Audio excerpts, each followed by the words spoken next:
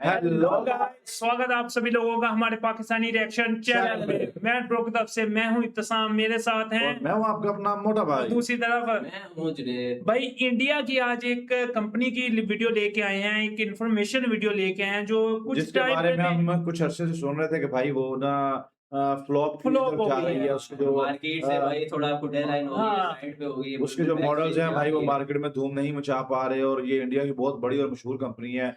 तो भाई लेकिन उन्होंने इस बात पे काफी गौर व फिक्र करने के बाद भाई अपने जो है ना कमर कस ली है और दोबारा हाँ, जो है ना नए मॉडल्स के साथ मार्केट में इन हो रहे हैं। और तो इसकी भाई क्या कहानी है भाई ये हम आपको वीडियो में अब दिखाते तक हैं। अब हम अभी जिस तक अगर आप समझ नहीं पाए तो हम बात करने वाले हैं भाई महिंद्रा महिंद्रा महिंद्रा की।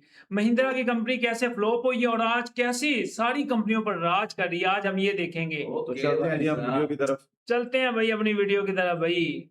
इंडिया मानता है कि महिंद्रा की सक्सेस का सीक्रेट उनकी दमदार गाड़ियां हैं, लेकिन ये एक सफेद झूठ है। महिंद्रा की असल ताकत गाड़ियां बनाना नहीं बल्कि बार बार बर्बाद होकर फिर खड़ा होना है। आज आप थार का भौकाल देख रहे हैं, पर क्या आपको उनके सबसे बड़े फेलियर्स याद हैं? लोगन और वो टैक्सी इमेज जिसने ब्रांड को डुबो दिया। यहाँ तक कि इलेक्ट्रिक गाड़ियों की रेस में भी उनका शुरुआती दांव सुपर फ्लॉप रहा था। ज्यादातर कंपनियां एक बड़े फेलियर के बाद खत्म हो जाती हैं, लेकिन आनंद महिंद्रा ने हार को अपना हथियार बना लिया और उन्हीं नाकामियों से वो डेटा निकाला जिसने टाटा और हुंडई की नींद उड़ा दी। जब लगा कि चैप्टर क्लोज हो चुका है, उसी मलबे से थार और बोलेरो जैसे मॉन्स्टर्स पैदा हुए। महिंद्रा परफेक्शन नहीं, हर हार के बाद और खतरनाक होकर लौटती है। लेकिन अब ईवीज की जंग शुरू हो चुकी है। क्या महिंद्रा अपने फेलियर के इतिहास को फिर दोहराएगा? चलिए देखते हैं वो सच जो हेडलाइंस में कभी नहीं आया।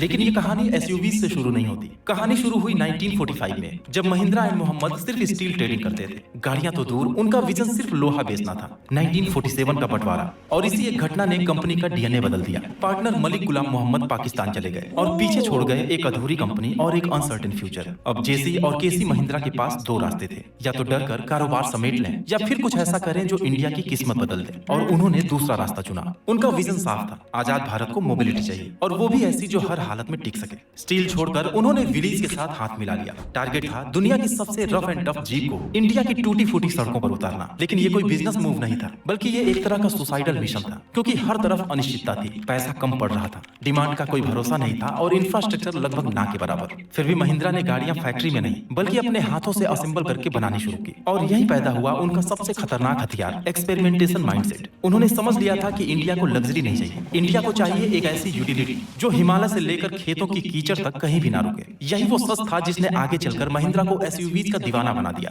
लेकिन असली सीख इससे भी बड़ी थी, जब जेब खाली हो तो हालात से लड़ो मत, खुद को हालात के हिसाब से बदल लो। और यही एडेप्टेबिलिटी आगे चलकर उनकी सबसे बड़ी ताकत बनने वाली थी। पर दोस्तों ये तो सिर्फ ट्रेलर था। असली गलती और असली तबाही तब शुरू हुई जब महिंद्रा ने अपने इस यूटिलिटी डीएनए को छोड़कर पैसेंजर कारों की चमक दमक वाली दुनिया में कदम रखा, जहां उनका इंतजार तालियों से नहीं बल्कि उन करोड़ों के घाटों से हो रहा था जिसने कंपनी को लगभग घुटनों पर ला दिया। दरअसल विलीज जीप की विरासत को आगे बढ़ाते हुए 90s के दशक में महिंद्रा ने कमांडर, अर्माडा और मार्शल जैसे 90s में चलती भी यही ज्यादा गाड़ी थी मूवीज में और ओवरऑल इसमें वैसे भी यही चलती थी। लोहे के मॉन्स्टर सड़कों पर उतारे। ये गाड़ियां गांव और कच्ची सड़कों की जान बन गई और यहीं से महिंद्रा को पहली बार ये भरोसा मिला कि वो इंडिया की सड़कों को समझती है। लेकिन एक बड़ी प्रॉब्लम ये थी कि इनमें दम तो था पर ब्रांड वैल्यू नहीं। फिर 2000 के दशक की शुरुआत में स्कॉर्पियो और बोलेरो आई और अचानक लगा कि महिंद्रा ने गेम समझ लिया है। यहीं से शुरू होती है वो कहानी जहाँ महिंद्रा ने अपनी सबसे बड़ी गलती की। उन्होंने अपनी पहचान भूलकर एक ऐसी दुनिया में कदम रखा जहाँ उनका कोई वजूद ही नहीं था, पैसेंजर कार मार्केट। शुरुआत हुई एक बड़े दांव से जब रेनो के साथ मिलकर लोगन लॉन्च किया गया।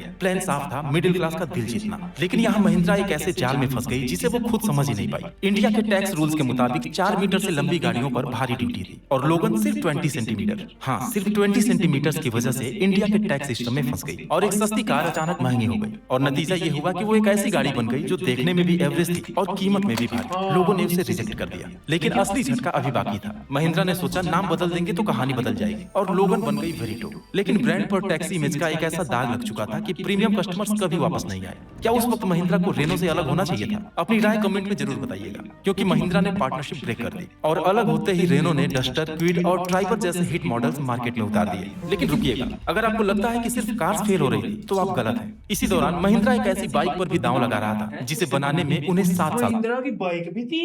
बाइक 7 साल में भाई बनी है महिंद्रा की बाइक। ओ लग गए, लेकिन उसने उनके टू व्हीलर बिजनेस को लगभग तबाह कर दिया। वो बाइक कौन सी थी और उसने क्या सबक दिया, हम बस 2 मिनट में उस पर आएंगे। लेकिन पहले बात करते हैं उस डिजाइन डिजास्टर की जिसने महिंद्रा की अर्बन इमेज को बड़ा नुकसान पहुंचाया। साल 2009 में महिंद्रा ने एमपीवी सेगमेंट में कदम रखा जाइलो के साथ। टारगेट सीधा था इनोवा को टक्कर देना। महिंद्रा ने स्पेस और कंफर्ट तो भर भर कर दिया, लेकिन लुक ऐसा लगा जैसे किसी ने ट्रक पर वैन चढ़ा दी हो। और इंडिया में एक कड़वा सच ये भी है कि लोग गाड़ी सिर्फ चलाने के लिए नहीं, दिखाने के लिए भी खरीदते हैं। जाइलो ने ये सबक बहुत महंगा सिखाया, लेकिन सबसे खतरनाक गलती अभी बाकी थी, टाइमिंग की गलती। साल 2010 में महिंद्रा ने इंडिया में सबसे पहले इलेक्ट्रिक पर दांव लगाया, रेवा को खरीदा और E20 लॉन्च कर दी। आइडिया क्रांतिकारी था, लेकिन टाइमिंग बिल्कुल गलत। गाड़ी खिलौने जैसी दिखती थी और चार्जिंग इंफ्रा कहीं था नहीं, और रेंज आप शहर के बाहर जाने की सोच भी नहीं सकते थे, और नतीजा करोड़ों का घाटा। विजन सही था, लेकिन दुनिया तैयार नहीं थी। और फिर आया वो दांव जिसने कंपनी को हिला कर रख दिया, ग्लोबल बनने का जुनून। महिंद्रा ने एस सैंगयोंग कंपनी को खरीद लिया,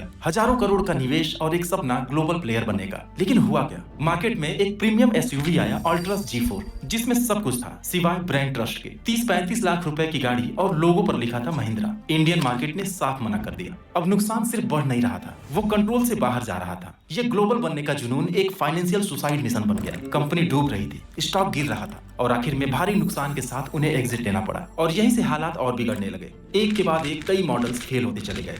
8 सालों में इतने फ्लॉप मॉडल्स कि उतने में शायद एक नई कार कंपनी खड़ी हो जाती। लेकिन सबसे दिलचस्प गलती अभी बाकी थी। साल 2008 में महिंद्रा ने काइनेटिक मोटर्स को खरीदकर टू व्हीलर मार्केट में भी एंट्री की। सेंटूरो और पेंटेरो जैसी बाइक्स आई, लेकिन हीरो और होंडा के सामने टिक नहीं पाई। अब तक एक पैटर्न साफ दिखने लगा था, हर दांव गलत पड़ रहा था। फिर आई महिंद्रा मोजो, दिखाई गई 2010 में, लेकिन लॉन्च हुई 2015 में। 5 साल की देरी ने सारा हाइप खत्म कर दिया। बाइक अच्छी थी, लेकिन ब्रांडिंग इतनी कंफ्यूज थी कि किसी को समझ ही नहीं आया कि ये रेसिंग बाइक है या टूरिंग। और आखिरकार महिंद्रा को 2010 में ये बाइक का स्टाइल आया था। व्हीलर बिजनेस से भी बाहर लॉन्च हुई थी। हाँ, 15 में लॉन्च की। निकलना पड़ा। अब तक क्या हो चुका था, प्राइस में गलती, डिजाइन में गलती, टाइमिंग में गलती और ब्रांड पोजीशनिंग में गलती। अब ये सिर्फ बिजनेस नहीं रहा था, अब ये सर्वाइवल की लड़ाई बन चुका था। हर तरफ सिर्फ फेलियर्स थे। और यही आता है सबसे बड़ा ट्विस्ट, महिंद्रा फेल नहीं हो रहा था, वो सीख रहा था। उन्हें समझ आ गया था कि छोटी सी गलती भी लोगन की तरह बहुत भारी पड़ सकती है। एक बार टैक्सी इमेज लग जाए तो प्रीमियम कस्टमर्स वापस नहीं आता। जाइलो ने सिखाया कि इंडिया में डिजाइन ही पहचान है, और सही आइडिया भी गलत टाइमिंग पर फेल हो जाता है। और सबसे बड़ा सबक था कि ग्लोबल बनने के चक्कर में अपनी असली ताकत, अपना डीएनए खोना सबसे खतरनाक है। बोर्ड रूम में सन्नाटा था, लोग मजाक उड़ा रहे थे, ब्रांड गिर चुका था, करोड़ों डूब चुके थे। लेकिन यहीं पर एक ऐसी स्ट्रेटजी बनी जिसने पूरा गेम बदल दिया। आखिर मलबे में दबी हुई कंपनी अचानक मॉन्स्टर्स कैसे बनाने लगी। थार, XUV 700 ये सब अचानक नहीं हुआ। असल गेम अब शुरू होता है। लेकिन दोस्तों, यहाँ एक ऐसा सीक्रेट है जो ज्यादातर लोगों को नहीं पता। जब महिंद्रा पैसेंजर कारों में एक के बाद एक हार झेल रही थी, करोड़ों रुपए राख हो रहे थे, तब उनकी तिजोरी कौन भर रहा था? जवाब है उनके ट्रैक्टर्स। महिंद्रा का असली फाइनेंशियल बैकबोन उनकी गाड़ियां नहीं, बल्कि उनके ट्रैक्टर्स थे। 2010 से 2020 के बीच महिंद्रा दुनिया की नंबर 1 ट्रैक्टर कंपनी बन चुकी थी। और सड़कों पर उनकी सबसे बड़ी ढाल बनी साल 2000 में आई बोलेरो और फिर स्कॉर्पियो, जहां शहर वाले लोगन का मजाक उड़ा रहे थे। इंडिया के गांव में बोलेरो एक इमोशन बन चुकी थी।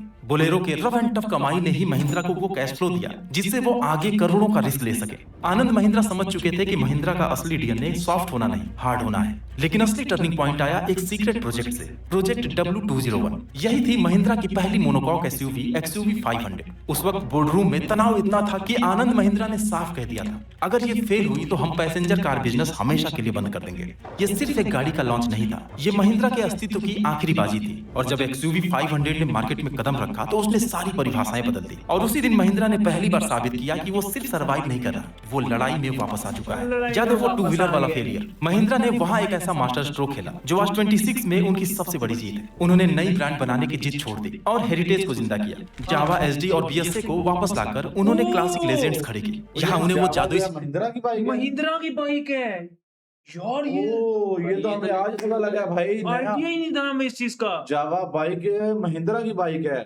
मैं जावा वो JSW वालों की बाइक समझता हाँ, सीक्रेट मिला कि इंजीनियरिंग से बड़ा इमोशन होता है। लोग सिर्फ बाइक्स नहीं, अपनी पुरानी यादें खरीद रहे थे। यही वो आइडिया था जिसने थार और स्कॉर्पियो की किस्मत बदल दी। साल 2020 में महिंद्रा ने अपनी सबसे बड़ी बाजी खेली और न्यू जनरेशन थार को लॉन्च कर दिया। पहले थार सिर्फ ऑफ-रोडिंग के दीवानों के लिए थी, लेकिन महिंद्रा ने उसे एक एस्पिरेशनल लाइफस्टाइल बना दिया। उन्होंने थार को सिर्फ एक गाड़ी नहीं बल्कि एक सोशल स्टेटस बना दिया। अब पहली बार लोगों ने महिंद्रा को अलग नजर से देखना शुरू किया। फिर आई स्कॉर्पियो एन, जिसे बिग डैडी ऑफ एसयूवीज कहकर ऐसा शोर मचाया कि बुकिंग्स के वक्त सर्वर क्रैश हो गए। महिंद्रा ने अपने ट्विन पिक्स लोगों के साथ अपनी अपना पूरा इंटरनल सिस्टम रीसेट कर दिया।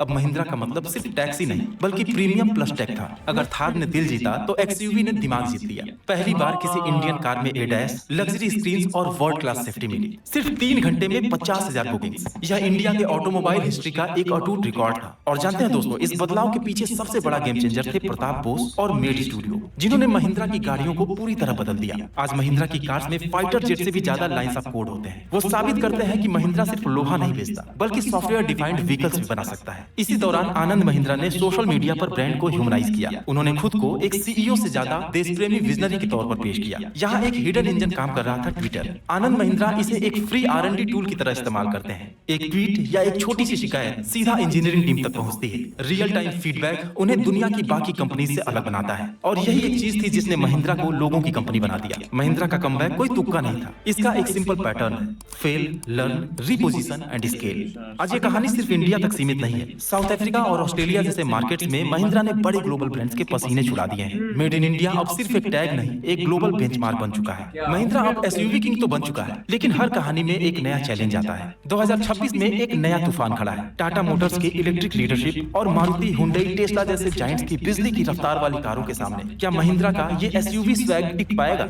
आइए जानते हैं महिंद्रा का वो सीक्रेट ईवी वेपन जो टाटा और टेस्ला दोनों की नींद उड़ाने वाला है। अब खेल पूरी तरह बदल चुका है और इस बार दांव पहले से कहीं ज्यादा बड़ा है। अब मुकाबला सिर्फ हॉर्स पावर का नहीं बल्कि कंप्यूटिंग पावर का है। आज का महिंद्रा सिर्फ गाड़ियां नहीं बना रहा, वो ऐसी मशीनें बना रहा है जो सोच सकती हैं। नई BE सीरीज की गाड़ियों में इतना सॉफ्टवेयर है कि ये खुद अपनी समस्या पहचान सकती हैं। लेकिन ये रास्ता आसान नहीं है। एक तरफ टाटा, दूसरी तरफ टेस्ला और अब हर बड़ी कंपनी इस रेस में उतर चुकी है। महिंद्रा ने अपनी गलतियों से एक कड़वा सबक सीखा था कि सब कुछ अकेले मत करो, और इसी सीख ने 2026 में पासा पलट दिया। महिंद्रा ने दुनिया के सबसे बड़े ऑटोमोबाइल ग्रुप फॉक्सवैगन के साथ हाथ मिलाकर सबको चौंका दिया। उनके वर्ल्ड क्लास ईवी प्लेटफॉर्म का इस्तेमाल करके महिंद्रा ने अपनी रफ्तार दोगुनी कर दी है। यानी इस बार महिंद्रा अकेले नहीं लड़ रहा, वो पूरी तैयारी के साथ उतरा है। और नतीजा, आज महिंद्रा का ईवी मार्केट शेयर टाटा को चुनौती दे रहा है। इनका सबसे घातक हथियार है BE सीरीज, यानी ब्रॉड इलेक्ट्रिक सीरीज, खासकर BE.05, जिसे इंटरनेट पर लोग बैटमैन एडिशन कह रहे हैं। यहाँ महिंद्रा फिर वही मतलब बहुत कम आई थी, सिर्फ 10 आई थी गाड़ियां।